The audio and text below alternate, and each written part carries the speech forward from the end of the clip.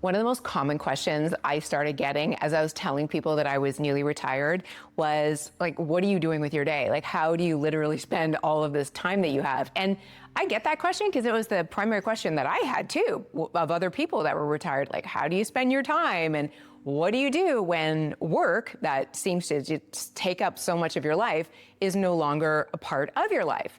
And if I'm being perfectly honest, I'm like, what? Just about a year into retirement now, and I still haven't figured this out. I don't have a straight, hard and fast answer for you. In a previous video, I talked about some research that said you're supposed to have like 5 core pursuits in retirement in order to be quote unquote happy. And you all had great thoughts about that, which I share many of, like ignore the data and do what works for you. And that's really what this first year of retirement for me has been, like figuring out what does work for me. Because I will tell you, this is probably one of the biggest surprises I've had in this first year is having a lot more time to yourself and removing the, not just the time constraint of work, but the cognitive load of work. When you remove that, all of a sudden you have so much more time to think about yourself and what works for you, what doesn't, and explore and experiment and really listen to your mind and your body, right? So that's kind of the stage I'm in right now, and I'm still figuring out what works for me. But there are a few things that work for me that I will share in this video, and then the rest of it will just be what my day looks like. Because if I'm being completely honest, the demands of life, have still consumed more of my time, right? Like I still need to get my car emissions done, and I gotta renew my driver's license. And I'd spend an inordinate amount of time cleaning the floor and taking my dog for a walk. Like that is a big portion of my day. I also sleep a lot more. This was my sleep score from last night. Now this is not usual for me. I usually get around 8.5 hours, but I just have to flex on this for a second. 10 hours is chef's kiss.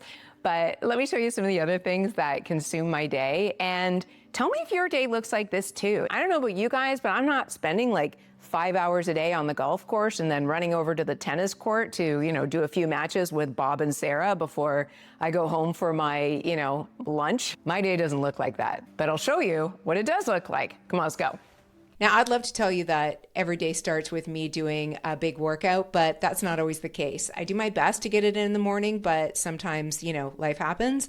I would also love to tell you that I do weightlifting all the time, but I hate weightlifting. Normally, I'm just doing Pilates or a bar or something like that.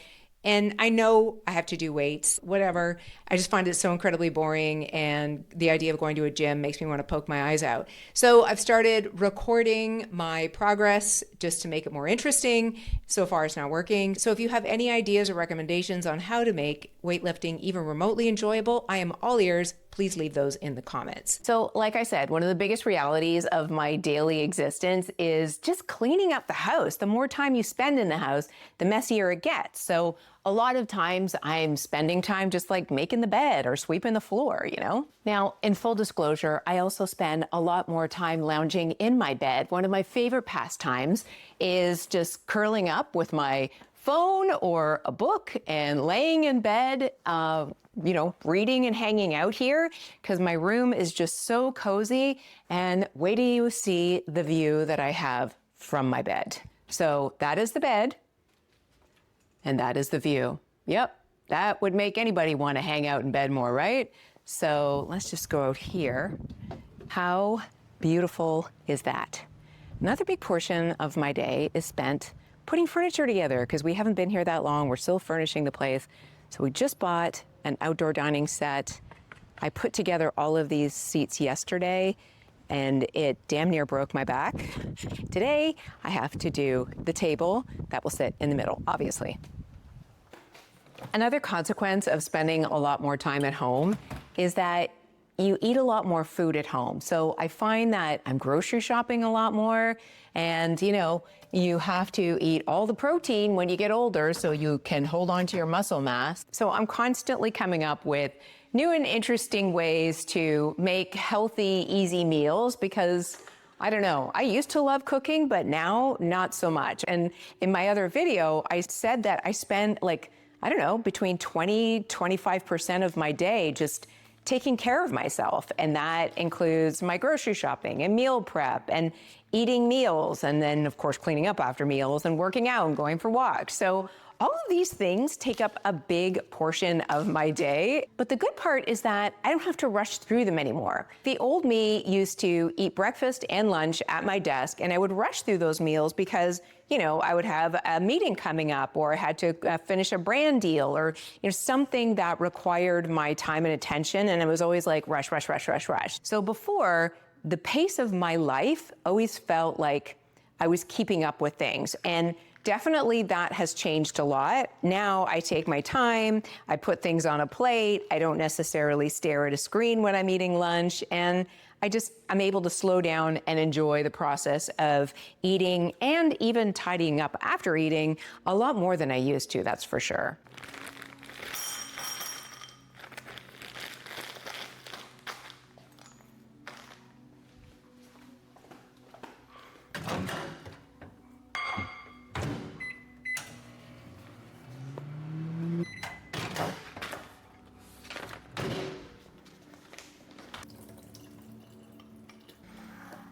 This is my post-weightlifting snack.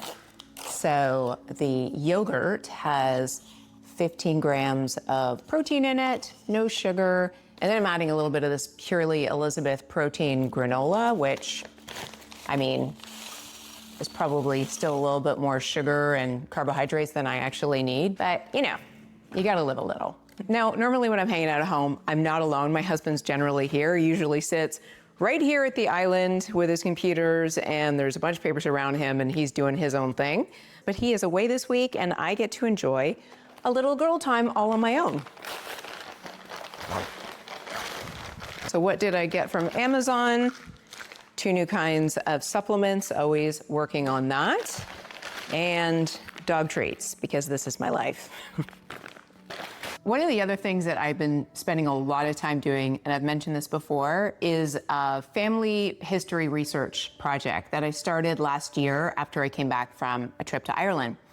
And that has really morphed into a real passion for me, not just on the family history side specifically, even though that is still very much a passion for me, but more broadly, understanding more about Irish history. Like I've mentioned before, both of my parents were born and raised in Ireland. They moved to Canada when they were in their 20s, and they ended up splitting up, and my brother and I moved back to Ireland with my mom when I was 11 to 13. So I have spent some years living there as well. So it's a country that's very near and dear to my heart, but I really didn't pay much attention to it in my adult life. I went back a couple of times. I still have a ton of relatives there. But it wasn't until that trip that I took back last year that I reconnected with that part of me that felt very natural to reconnect with, not only because it's a country that I love and care about, but also because my the front door just opened all by itself. That's weird. But also both of my parents died young and I miss them. So for me, it feels like a way of reconnecting with them as well. So I've been doing a lot more research on social history in Ireland, and I actually could see myself going back to school and potentially doing another degree. I don't know if I'm gonna do another degree because I don't need one. I don't ever feel the need to get a degree for the purpose of employment ever again, but I could see myself getting a degree just for shits and giggles, It's just very fascinating to learn about this stuff. Right now I'm reading this book called Saints, Scholars, and Schizophrenics, and it's all about the history of schizophrenia in Ireland and how the Catholic Church and the famine and just their oppressed culture for so long has impacted their mental health. And this is a pretty old book. The research is from the 1970s, but still, this stuff is really fascinating to me. So I've been looking into educational programs. I'm still not sure if that's the path I'm gonna take.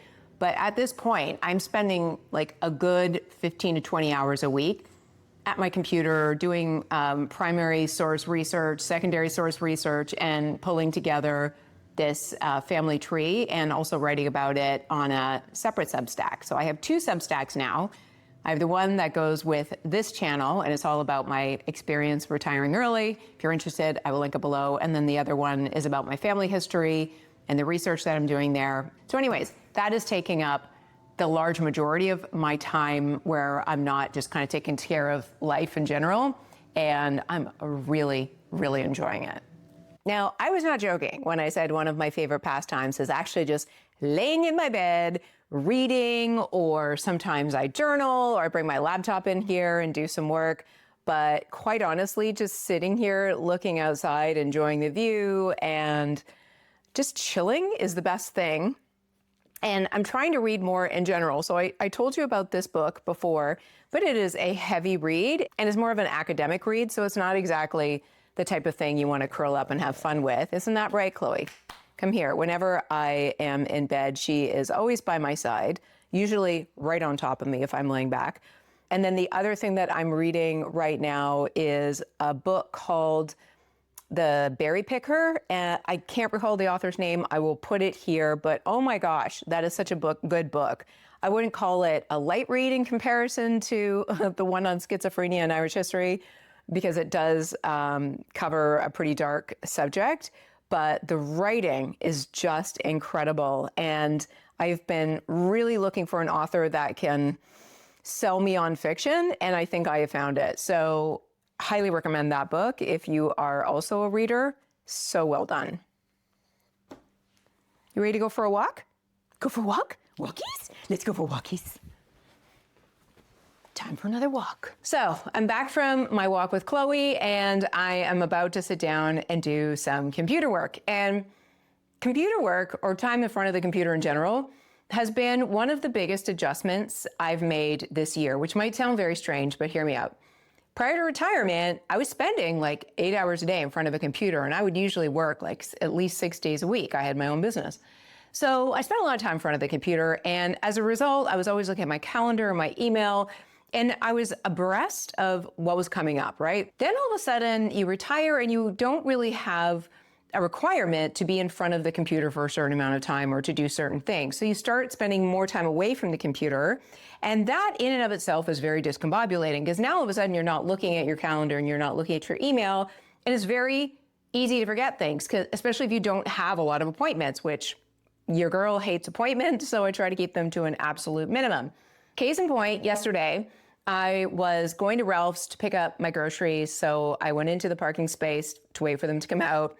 And I'm going through my phone and my email, and one of the emails was from a client that I was supposed to be having a coaching call with at that very time. And she's like, hey, I'm on Google Meet right now waiting for you. Are you going to join? It's like, crap, I totally forgot. And it's because I have so few meetings now that when I do have them, and this is like just a pro bono client that I had picked up just as a project. And because I have so few meetings now, I tend to forget them. So that has been rescheduled for today at 4 p.m. And now I'm obsessively watching my watch, because the last thing I want to do is forget about her again. So in terms of computer work now, it's a lot more varied. I spend way less time sitting at my computer.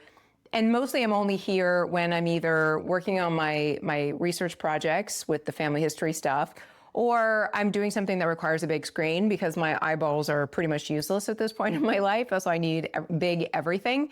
So like filling out forms, researching stuff, whatever. That's what I do at my computer, and also editing these videos. Aside from that, I will use my phone and my laptop periodically, and that is all of my computer use. So that has dramatically changed for me. And I gotta say, like, when you spend a lot of time in front of a computer, your body is kind of drawn there, right? Like it's a natural thing for your body to sit down at your computer and expect to do things. But when you have nothing left that you have to do, it's very strange. I almost can't describe it. You just have to go through it. So any of you who left your corporate job, especially those of you who are working at home, I think this is probably like habitual for you as well. You wake up, you grab your coffee, you get your breakfast, you move into the office to do work. And now that has all changed for me. Now, the problem with computer work is that once I get into it, it becomes a rabbit hole and I can completely lose track of time. So it's usually around 6:30 before I realize what time it is. And it's like, oh crap, I better get started with dinner. So I'll come into the kitchen